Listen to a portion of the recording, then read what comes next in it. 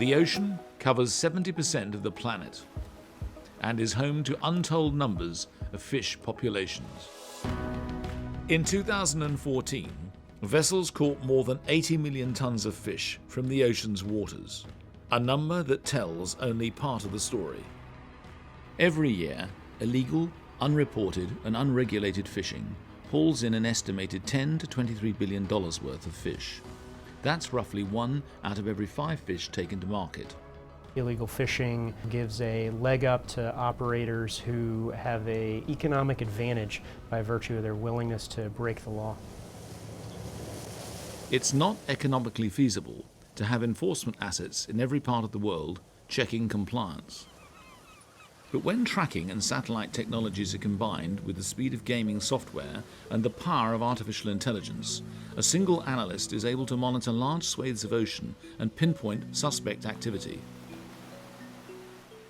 Most industrial-sized commercial fishing vessels broadcast their location using an automatic identification system known as AIS. Many are equipped with the Vessel Monitoring System, or VMS, which typically sends location data from a vessel to fisheries management authorities via secure satellite communications. Eyes on the Seas can utilize both.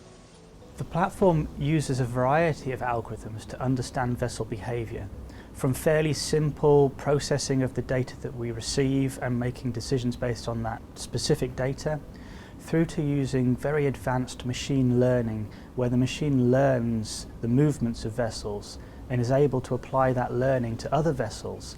The result? Today, an analyst can sit virtually anywhere in the world and patrol the ocean for pirate fishing using Eyes on the Seas, a joint project of the Pew Charitable Trusts and Satellite Applications Catapult.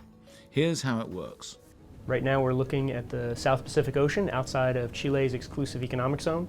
This region is partly managed by the South Pacific Regional Fisheries Management Organization, which is responsible for the jack mackerel fishery, amongst others.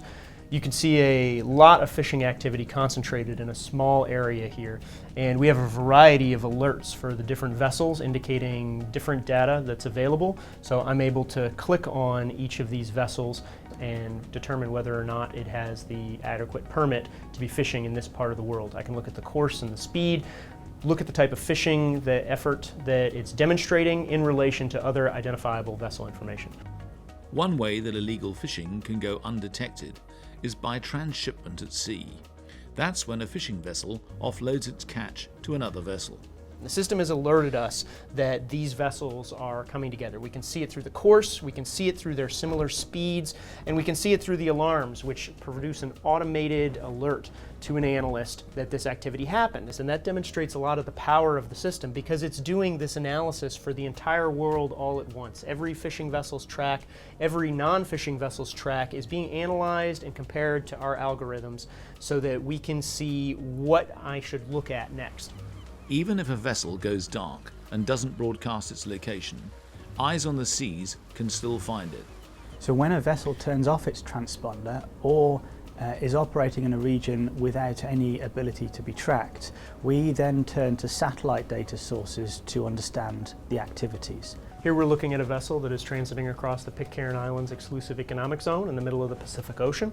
This is a large cargo ship who is broadcasting properly, but it's going to give us an opportunity to see the other sources that we're able to bring in and identify other vessels and corroborate what we see from the broadcasting system. So here we see an alert that was generated by a detected contact on what's called synthetic aperture radar, which is a different type of satellite observation that can detect most vessels that are operating on the open ocean. This is what radar from space looks like as an image. Eyes on the Seas analyzes the raw satellite data used to create this snapshot and provides an alert when a vessel is located. We can then look at the position of that contact, its size and its course, and compare that to other vessels that we're broadcasting on different systems to see if there are suspicious vessels operating in a zone that it has no authorized fishing in it. No matter the source, Eyes on the Seas keeps all data secure, which allows the system to integrate with confidential or proprietary data sources.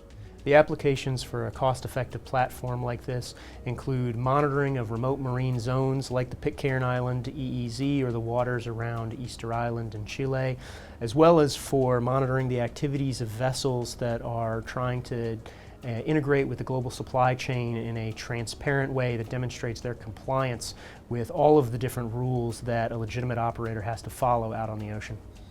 While Eyes on the Seas won't end illegal fishing on its own, it has the potential to detect enough rogue vessels to make a significant difference in protecting the ocean.